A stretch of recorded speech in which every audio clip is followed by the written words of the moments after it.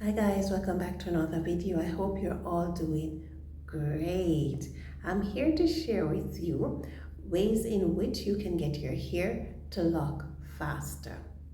Yes, you're going through the microloc journey and it's taking a little while to get your hair to lock. Do not be frustrated. It takes patience, but there are certain techniques in which you can apply to the hair to allow it to lock a little faster. And the first one is using water. Yes, persons may be afraid to use water because water causes slippage, but also water is good for the hair because water provides moisture, and water also allows the hair to tangle inside itself, so it will help it to lock faster. So do not be afraid to use water in your hair.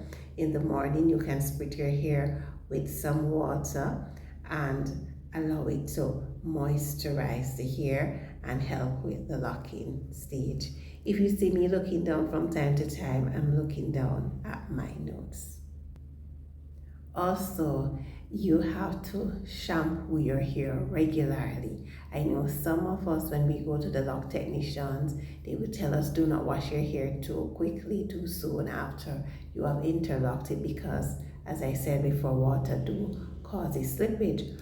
But we need to shampoo our hair at least every 2 weeks, because the water, as I said before, allows the hair to lock. And the fresher your hair is each time you wash it, that's the more water that is being applied to the hair, which will speed up the locking process. So even though it might cause a little bit of a slippage, that can be sorted out and the hair will enjoy the water, and you will see vast improvement in the locking process of the hair. But in order to avoid slippage, as I stated in a previous video, when you're shampooing your hair, you use the braid and bond method. Using this method, you plait the hair and then you put an elastic band at the end so that that will not allow the hair to slip. And after you have finished shampooing the hair, you allow the hair to remain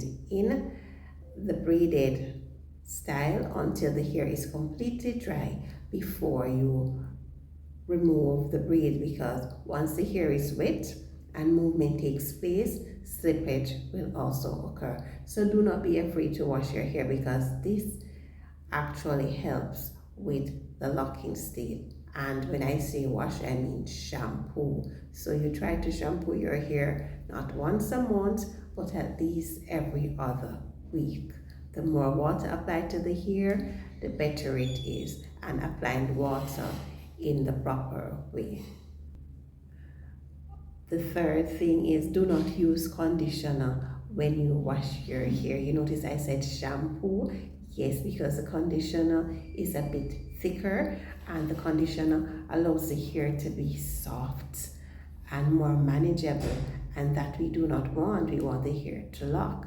So avoid using conditioner in the interlocking hair. So whether you have the braided method, the interlocking method, or the 2-strand twist, avoid using conditioner. I know when you are loose natural, you wash your hair using shampoo and conditioner, yes, to get it soft and to have that volume. Well, you don't need that when you're interlocking your hair. When you want your hair to become locked, you do not use conditioner, because the conditioner will soften the hair and will allow the process to be longer. And also the conditioner will cause a build-up in the hair, and that we really do not want.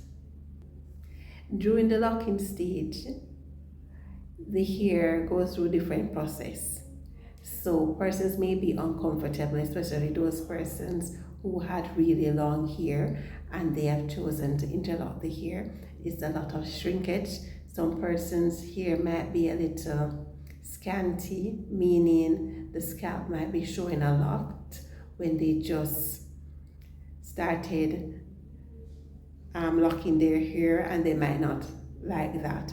But it is best to allow the hair to breathe so that the locking process can take place and take place properly. So avoid wearing a lot of wigs or covering the hair too much or putting braids over the hair alone, seeing that you want it to grow within the braid. So after a while, when the braid is growing out, when the hair is growing out with the braid on top of it, it will get longer, and so you don't have to see the different stages.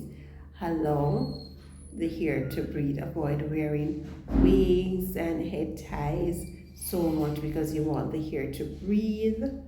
You need to moisturize the hair with water, as I said before, so that the locking stage can take place properly.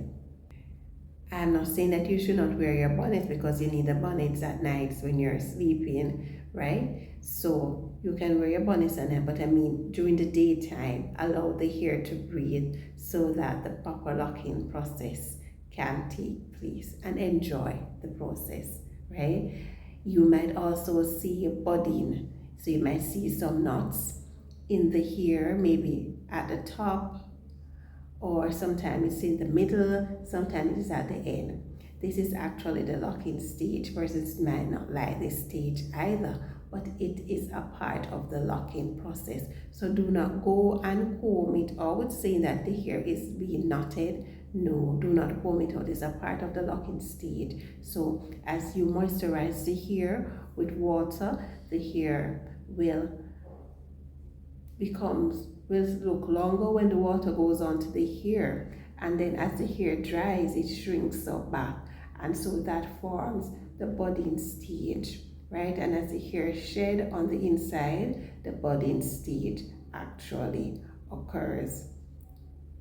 So enjoy the process. Allow the hair to bud so that you can have that lovely locks that you really want. So allow the hair to bud. I saw in a video where someone was saying that she does not like the budding stage, so she go ahead and she combs it out. But if each time you keep combing out the buds, as soon as it starts, you start seeing it. When will the hair eventually lock? Is that you don't want the end part to lock, or even if it's at the top, it might look a bit untidy, yes, because you have some part thicker than some, but after time, I'm told that the entire lock will look the same, because after time everything will shrink.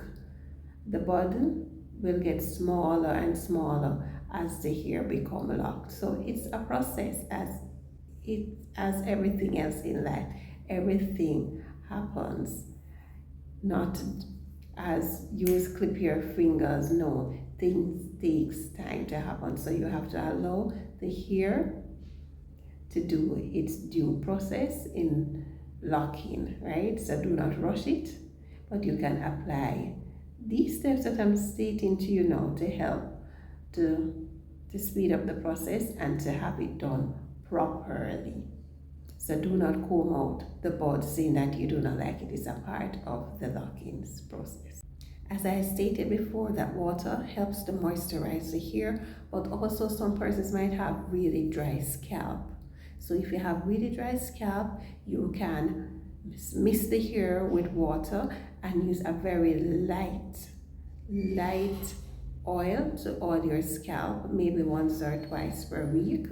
And also you may put a little bit on the ends, especially if you have colored ends, because you don't want the ends to get dry and brittle, and that will not allow the hair to lock properly if the hair is brittle and it's keep breaking, because the process will have to be repeating time and time again. So you can spritz the hair with some water, oil your scalp, and if you have colored hair, you put some of the light oil on the ends of your hair as well.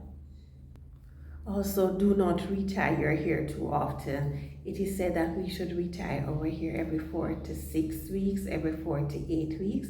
So try and stick to that schedule when retying your hair. You can maintain the hair in between, because if you have a lot of slippage, you can go to your lock technician and have them maintain that for you, or if you can do it yourself, you can maintain it. But try not to retie the hair more than you ought to. And also try and allow the hair to rest. Do not constantly putting your hand in your hair. Do not have the hands in hair syndrome. Try and allow the hair to rest so that it can mature properly. I hope you found these tips useful. Until next time, thank you for watching, and do remember to like, share, and subscribe. Bye.